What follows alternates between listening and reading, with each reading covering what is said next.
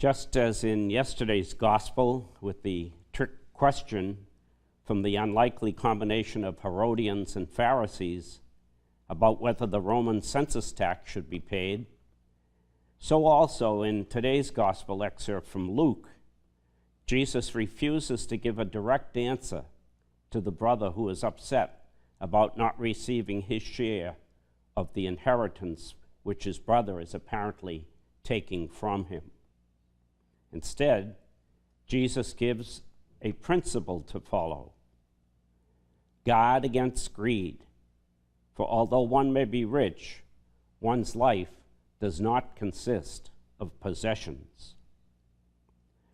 I imagine most of us know of an exact duplicate of the situation out of which one brother appeals to Jesus. Sadly, we know of families split and members of the same family refusing to talk to one another or even having anything to do with one another because they feel that they have been treated unfairly in a matter of inheritance.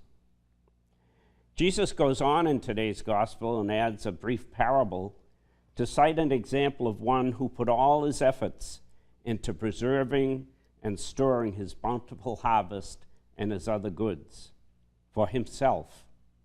But he didn't prepare himself for being called from this life by God, and thus having to leave all his abundant possessions behind. We can think again of yesterday's gospel for a principle given by Jesus in which he calls us to give to God what is God's, to guide us in the matter of possessions. All we have, life, talents, individual